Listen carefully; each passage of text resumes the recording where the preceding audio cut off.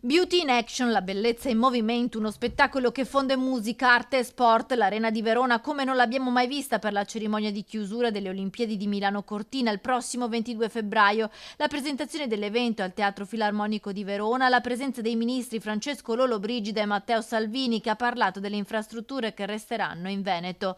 Rimangono ad esempio in Veneto le varianti in Cadore, che tolgono il traffico dai centri di alcune città che arrivano a Cortina e regalano ambiente, pulizia e fanno risparmiare tempo e denaro. Verona, città che attrae per la sua fama mondiale, ha spinto il comitato organizzativo a puntare su di lei e a scegliere per la prima volta un monumento storico patrimonio UNESCO come attore protagonista della festa di chiusura delle Olimpiadi. Per la gioia del sindaco Damiano Tomasi, che ancora ricorda la festa mancata da calciatore alle Olimpiadi di Atlanta del 96. La sto vivendo molto da atleta questa preparazione di avvicinamento perché dobbiamo essere all'altezza, perché sarà un momento storico per la città. A 3 mesi dall'inizio delle Olimpiadi si corre contro il tempo per portare a termine la realizzazione di tutte le opere necessarie per lo svolgimento delle gare, mentre il TAR del Lazio con 2 sentenze ha respinto i ricorsi proposti dai comitati privati contro gli atti e i provvedimenti di valutazione di impatto ambientale del progetto di fattibilità tecnica ed economica della funivia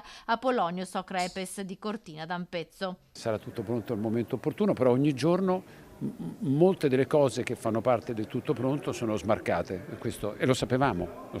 Anche a livello di infrastrutture? Infrastrutture, domanda non mi riguarda me, ma riguarda, c'è stato qui Salvini e la Simico. Mi sembra che la stragrande maggioranza delle infrastrutture saranno pronte. Ma intanto si pensa a Verona e allo spettacolo in arena il 22 febbraio, ospite d'onore il ballerino Roberto Bolle. La scenografia prenderà ispirazione da una goccia d'acqua, simbolo di un ciclo naturale in continuo movimento come la bellezza che unisce montagna, pianura, città, laguna, mare e cielo.